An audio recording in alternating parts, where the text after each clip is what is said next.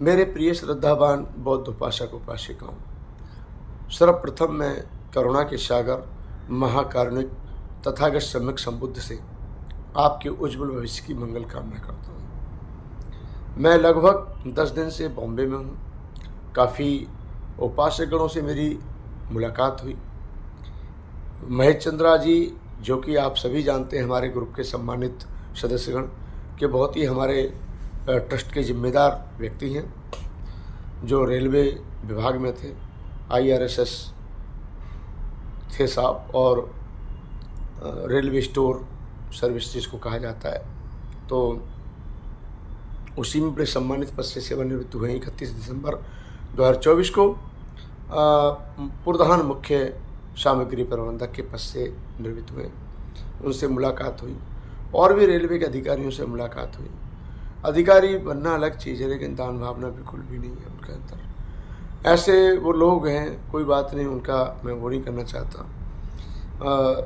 महाराष्ट्र में से सिर्फ अब तक मुझे आप लोग हैरान रहेंगे जान करके कि 1 सप्ताह तो खैर मैंने लोगों के बीच में, उपासक गणों के बीच में नहीं गया, लेकिन मेरी मुलाकात सोमवार से अधिकारियों के बीच में हो रही है।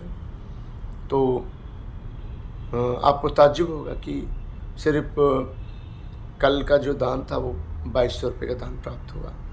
बड़े बड़े अधिकारी हैं, बहुत ज़्यादा बड़े अधिकारी हैं, लेकिन उनके सामने हम अपनी बात रखते हैं, पर ज़रूरी नहीं कि कोई सहयोग करे। कई बार मुझे अपनी तरफ से बड़ी पीड़ा होती है मेरे मन में कि मैंने अपने आप को झंझट में कहाँ डाल दिया, और अपने साथ कुछ जिम्मेदार जो अपनी नैतिक जिम्मेदारी समझते हैं, जो दानवीर शूरवीर हैं, जो मेरे कारण, मेरे इस फैसले से उनको भी बहुत दुख होता है, क्योंकि वो लोग जितनी उनकी क्षमता थी वो कर चुके हैं और कर रहे हैं। ताज्जुब की बात है, रिटायरमेंट के बाद भी हमारे आदरणीय उपासक विजेंद्र सिंह जी ने हिम्मत नहीं हारी है। लगभग बहुत बार सहयोग किया है और भी हैं उनके साथ।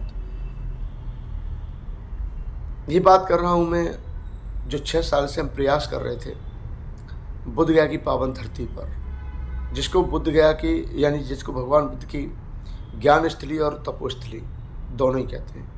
तो तपोस्थली के पास, जिसको प्रज्ञा पर्वत कहा जाता था, जहाँ बुद्ध को प्रज्ञा का बोध हुआ था बुद्ध बनने से पूर्व, उस जगह पर जहाँ बुद्ध ने 6 साल तपस्या की, उसी के समीप मात्र 500 मीटर की दूरी पर हमने 6 साल के प्रयास से ज़मीन ली है। ज़मीन मेरे अकेले की नहीं है, वो आपकी है। पर मुझे एहसास हो रहा है, ऐसा लगता है कि जैसे मैंने अपना मकान बनाया है या मकान बनाने के लिए ज़मीन ले रहा हूँ। वो भारत के बौद्ध भिक्षु के प्रशिक्षण केंद्र के लिए ज़मीन ली जा रही है। हमको भिक्षु अच्छे चाहिए, लेकिन सेक्रीफाइस हम नहीं कर सकते। 10 बच्चे हैं तो हम 1 बच्चा दान नहीं दे सकते। 4 बच्चे हैं तो हम 4 बच्चों में से एक बच्चे को दान नहीं दे सकते।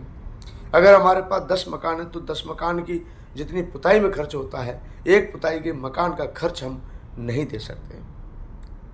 तो जब दान भावना नहीं होगी तो कैसे चलेगा। ज़मीन लेने में मेरे पसीने छूट गए, बहुत पीड़ा हुई है, परेशानी हुई है, तमाशा बन गया है। लोग मुझे हंसते हैं, कहते हैं आपके पास इंजीनियर है, IPS है,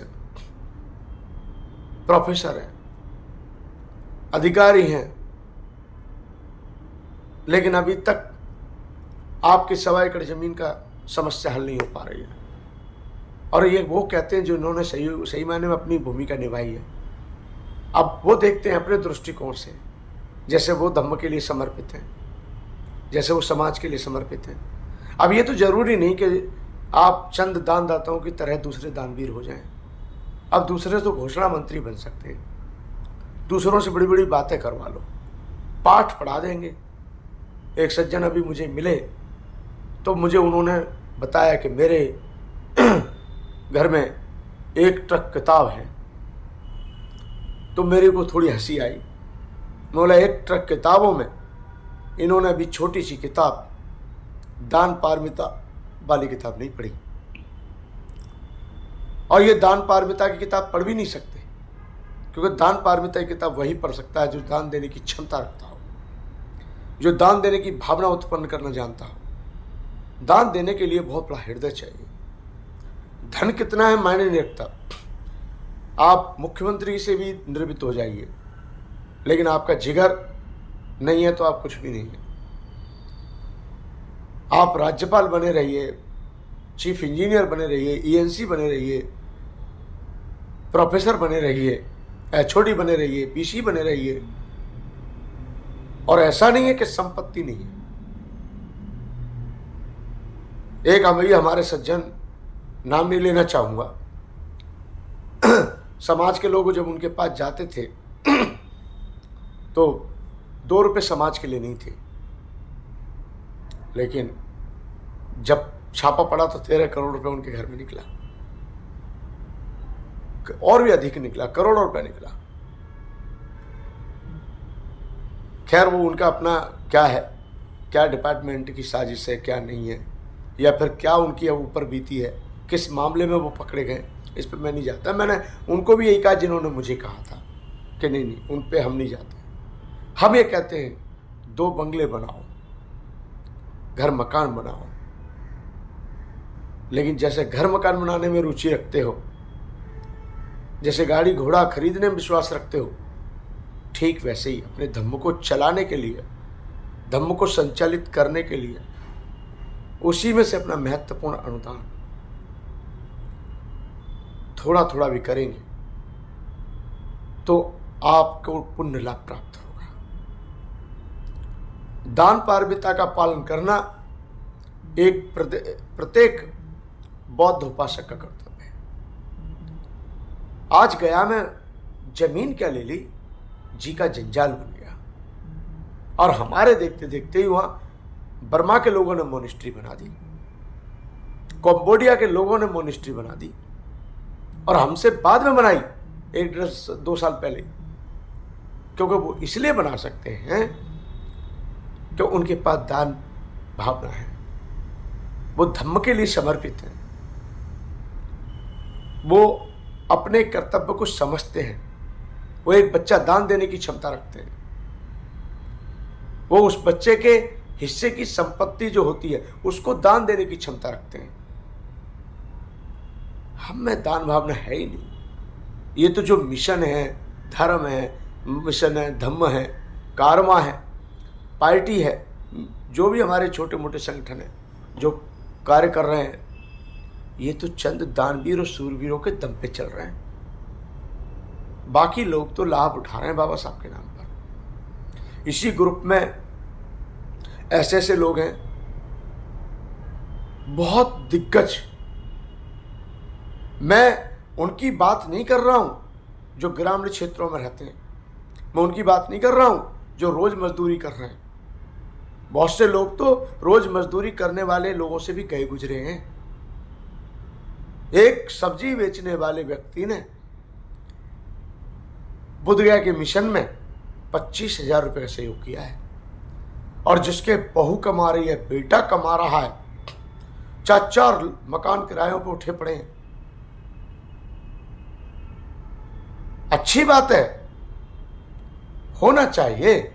हमारे समाज के पास में 2 हाथ जगह अच्छी होनी चाहिए, लेकिन आप ये कल्पना कर लो कि अगर हमको बाबा साहब अम्बेडकर के बदौलत ये संपत्ति, धन संपदा और शौहरत और दौलत और वजूद और सम्मान नहीं मिलता, तो हम 4 बंगले बना सकते थे क्या?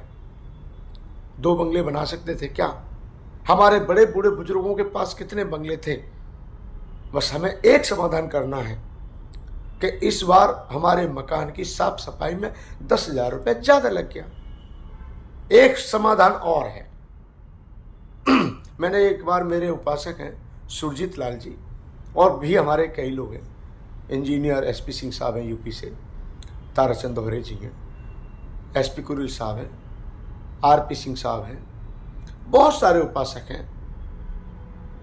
उनका ये कहना है, बोले भंते जी अगर हमें 10,000 रुपये सरकार से ही कम मिल जाते तब भी तो हमें अपनी गुजर बसर करनी थी, तो हम ये मान लेते हैं कि चलो हम अपना सहयोग समय समय पर अपने मिशन में ही करते रहे। एक उपासक हैं हमारे इंजीनियर सतीश कुमार जी, उन्होंने बोला कि जिस दिन से आपका मिशन शुरू हुआ है एमसीडी में है दिल्ली में, उस दिन से लेकर आज तक मैंने कपड़े खरीदने बंद कर दिए।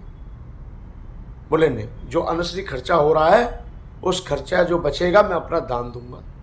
कपड़े तो जितने चाहिए उतने मेरे पास हैं और आवश्यकता होगी फिर बना लूँगा, लेकिन मिशन के लिए अगर हम 4 कपड़ों को भी त्याग देंगे, 4 जोड़ी कपड़ों को त्याग देंगे एक साल में, 2 जोड़ी कपड़ों को त्याग देंगे, तो जो जो बचेगा वो अपना दान देंगे। ऐसी भावनाएं हमारे बीच में रखने वाले लोग हैं।